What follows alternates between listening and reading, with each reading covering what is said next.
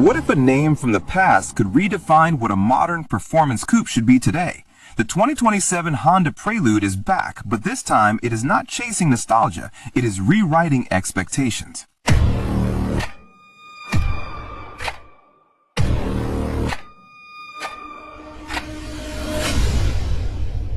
Welcome back to MVP Auto, where we dive deep into the latest cars and break them down in a way that actually makes sense.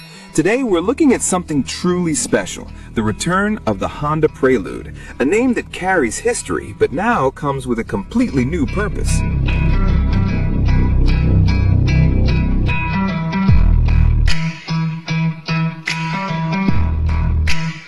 At the front, the 2027 Honda Prelude immediately sets the tone. This is clearly not a nostalgic throwback trying to copy the past. Instead, Honda takes a more modern and confident direction, with a clean, almost minimalistic design that feels carefully thought out. The headlights are one of the first elements that catch our attention. They're slim, sharp, and stretched wide across the front, visually lowering the car and giving it a more planted and composed stance on the road. There's a subtle sense of width here that makes the Prelude feel more stable and composed even when it's standing still. What stands out even more is the overall smoothness of the front fascia. There's no oversized grille competing for attention, no aggressive cuts that feel forced. Everything flows naturally. The surfaces are clean, and the transitions between elements feel seamless. When we compare it to many modern coupes that rely heavily on sharp angles and dramatic styling, the Prelude takes a different path. It feels more mature, more refined, and honestly more timeless. It's the kind of design that doesn't get old quickly. We think Honda is making a very deliberate statement here. The Prelude doesn't need to shout to be noticed. It relies on proportion, balance, and quiet confidence. And in a segment where many cars try too hard, that restraint actually makes it stand out even more.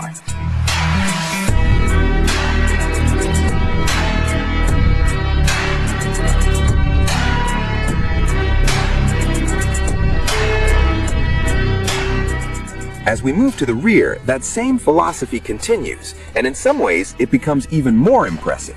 The design remains clean and focused without unnecessary distractions. The taillights are slim and extend slightly into the sides of the car, creating a wider visual stance. This gives the rear a more grounded and stable appearance, while also tying the whole design together in a cohesive way. It feels modern, but not overly futuristic. There's a subtle sportiness here that grows on you the longer you look at it. The wide stance, the clean bumper, and the overall proportions give the Prelude a quiet, athletic presence. It does not rely on exaggerated spoilers or aggressive diffusers to look sporty. And that's where we think Honda made the right call. There are no fake vents, no unnecessary design tricks. Everything you see feels purposeful. That simplicity actually adds to the sense of quality. In our opinion, the rear is where the Prelude starts to feel surprisingly premium. It carries that understated confidence we often associate with higher-end European coupes. It's elegant, controlled, and doesn't try to impress you instantly. Instead, it grows on you, and that kind of design usually ages much better over time.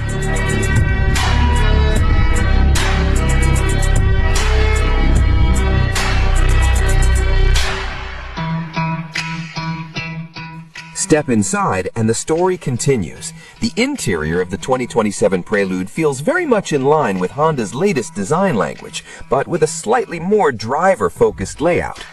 The dashboard is clean and horizontal, giving a sense of space.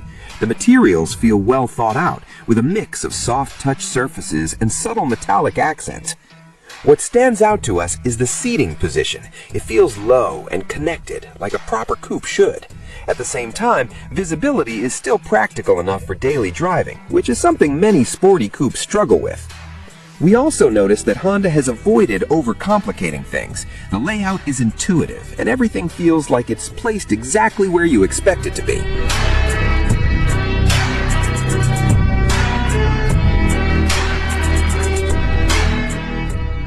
When it comes to technology, the Prelude takes a balanced approach. You get a modern digital display and a central infotainment screen, but it doesn't feel overwhelming.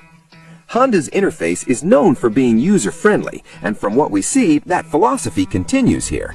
Physical controls are still present for key functions, which we think is a smart decision. Touch-only controls can look clean, but they're not always the most practical. On the safety side, we expect Honda Sensing to be part of the package, bringing features like adaptive cruise control, lane keeping assist, and collision mitigation braking. What we appreciate here is the restraint. The Prelude is modern, but it doesn't feel like it's trying to turn into a rolling smartphone.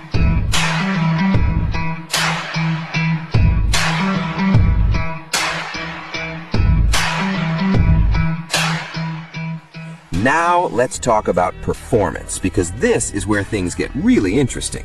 The 2027 Honda Prelude is expected to use a hybrid powertrain, combining efficiency with responsiveness. This is a major shift from what many people remember about the Prelude, but honestly, I think it makes sense. Performance today is not just about raw power, it's about how quickly and smoothly a car delivers that power. Hybrid systems can provide instant torque, which could make the Prelude feel surprisingly quick in real-world driving.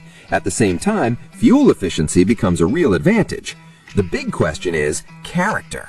Will it still feel like a sporty coupe, or will it lean more towards being a refined daily driver? From what we understand, Honda is aiming for a balance, and if they get it right, this could be one of the most usable performance coupes on the market.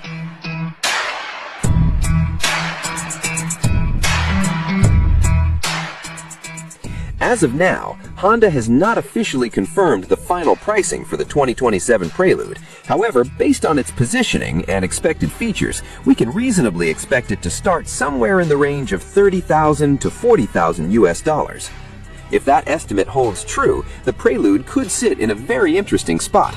It would be more premium than a typical compact car, but still more accessible than many European coupes. From our perspective, pricing will be critical. If Honda can keep it competitive, the Prelude could attract both enthusiasts and everyday drivers looking for something a bit more exciting.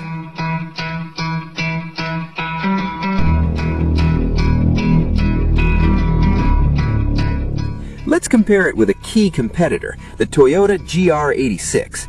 The GR86 is all about pure driving engagement, lightweight, rear-wheel drive, and focused on delivering a traditional sports car experience.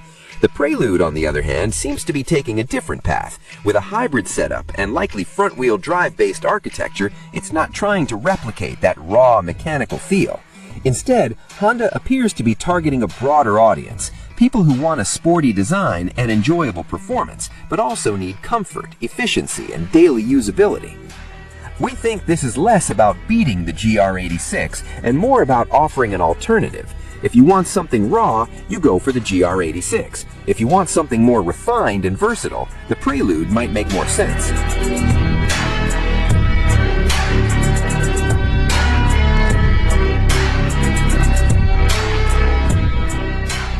So, what is the 2027 Honda Prelude really about? In our view, it's not a comeback in the traditional sense, it's a reinvention. Honda is taking a familiar name and redefining it for a new era. We appreciate the design for its simplicity and confidence. The interior feels practical yet modern, and the move towards hybrid performance, while controversial, could actually make the car more relevant today. The big question will be how it feels to drive, because at the end of the day, a car like this has to connect with the driver. If Honda gets that balance right, the Prelude could become something quite rare. A sporty coupe that is not just fun, but also genuinely usable every single day. What do you think about the return of the Prelude? Do you prefer this modern hybrid direction, or would you rather see a more traditional sports setup? Let us know in the comments below. Thanks for watching, and I'll see you in the next one.